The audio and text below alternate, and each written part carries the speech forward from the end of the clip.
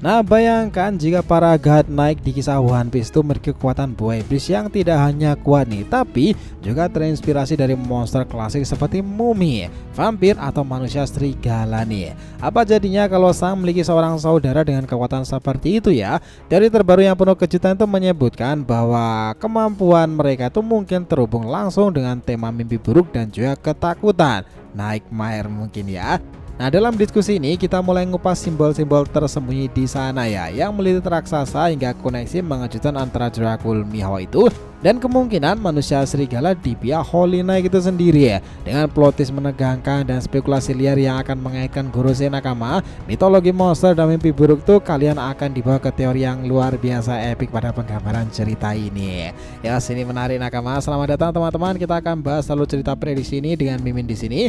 Joy Boy The Library of Nika. Let's go, kita mulai ceritanya.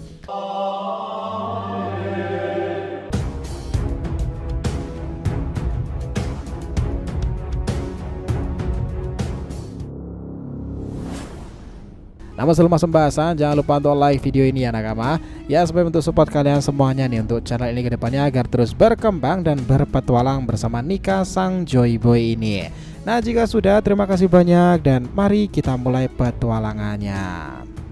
Gini nakama, pernahkah kepikiran nggak kalau buah iblis Holy Knight itu di kisah One Piece mungkin jauh lebih menarik dari yang kita kira loh. Baru-baru ini kita ngobrol tentang hal-hal tersebut yang bikin semuanya itu tercengang nih. Holy Knight memanglah misterius karena sejak awal kemunculannya selalu menjadi hal-hal yang baru antusias nih kepada para fans sendiri.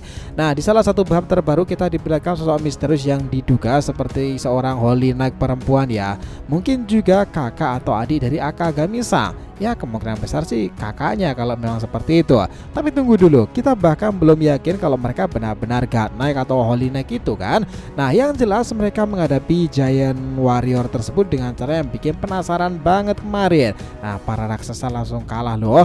Pertama kali kita melihat panelnya, kita rasa itu semacam teknik seperti Rokushiki yang baru ya. Tapi setelah diperhatikan lagi, kayaknya emang beda banget tuh. Soalnya kita bisa lihat dengan semacam perban atau kain yang ngelilit tubuh si raksasa itu sampai kelihatan urat-uratnya menegang karena tercekik di sana. Ini bikin kita mikir lagi, bisa jadi itu kemampuan buah iblis Holy Knight cewek tadi yang sangatlah luar biasa. Kalau benar seperti itu, wah teorinya langsung mengembang kemana-mana sih. Karena sejak kemunculannya di Elbaf itu ya, teori-teori tentang orang tersebut tuh yang menjadi pendamping dari saudara sang itu menjadi sebuah penggambaran menarik lagi. Apakah dia malah sebenarnya lebih hebat di sana?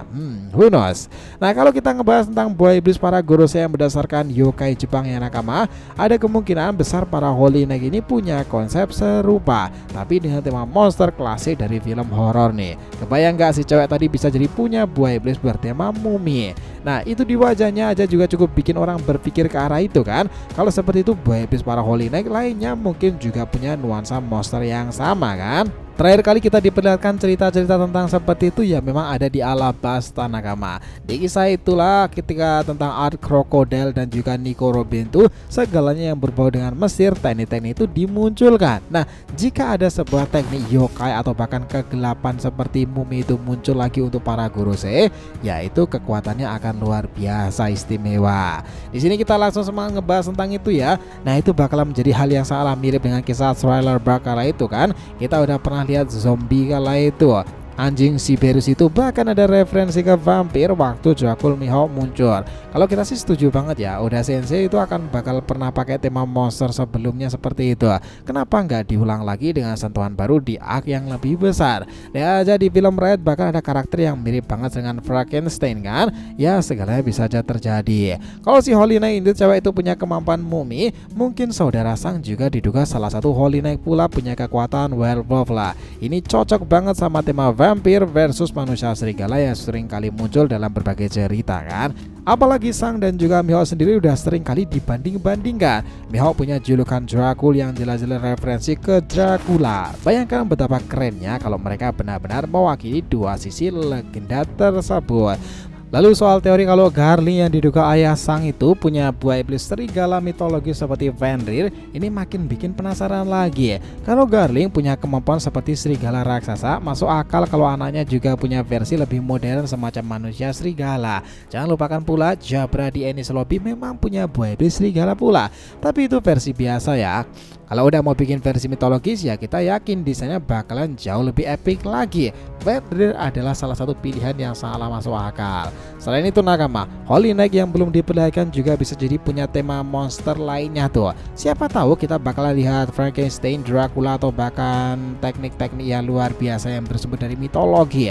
Bayangkan betapa keren dan menegangkannya kalau benar-benar muncul karakter seperti itu kan. Ada lagi hal menarik soal teknik tersebut di mata Loki. Bisa jadi itu juga ulah dari si Holy Knight perempuan tadi loh.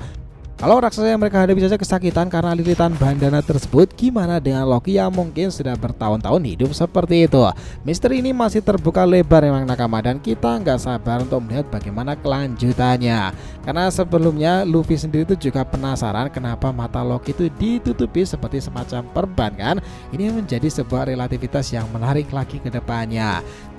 Jangan lupakan nakama, di kisah One Piece segala hal yang berhubungan dengan impian dan mimpi buruk selalu punya makna besar tuh. Luffy dengan buah iblisnya melambangkan mimpi dan kebebasan. Jadi apakah mungkin para musuh utamanya termasuk Imu dan kelompoknya itu mewakili mimpi buruk ya? Kalau teori ini benar, bisa jadi buah iblis mereka tuh semuanya berhubungan dengan kengerian dan ketakutan kan? Pikiran ini bikin kita makin kacau balau lagi. Dan Oda suka bermain-main dengan simbol-simbol dari masa kecilnya kan? Generasi Oda tumbuh di era ketika film horor klasik seperti Dracula dan The Mummy sangatlah populer. Jadi bukan gak mungkin kalau tema monster legendaris akan muncul lagi dalam bentuk buah iblis para Holy Knight. Akhir kata diskusi ini memang masih penuh teori liar ya, tapi bukankah itu yang bikin One Piece tambahlah seru lagi tuh. Nah di sini informasi-informasi tentang Erbab harusnya akan diungkapkan lebih dalam lagi. Kenapa saga ini menarik dan akan lebih besar dari Wano Kuni? Karena plot twist baru dan hal-hal yang akan muncul di sana itu akan saling berhubungan. Sosok-sosok Yonko akan bisa aja muncul di sana kan, mantan Yonko juga bisa aja muncul, Big Mom bisa aja kembali dengan Katakuri mungkin ya, karena dia ceritanya juga belum selesai di tempat tersebut. Akagami-san juga bisa kembali lagi karena mendengarkan kabar sosok saudaranya muncul di sana.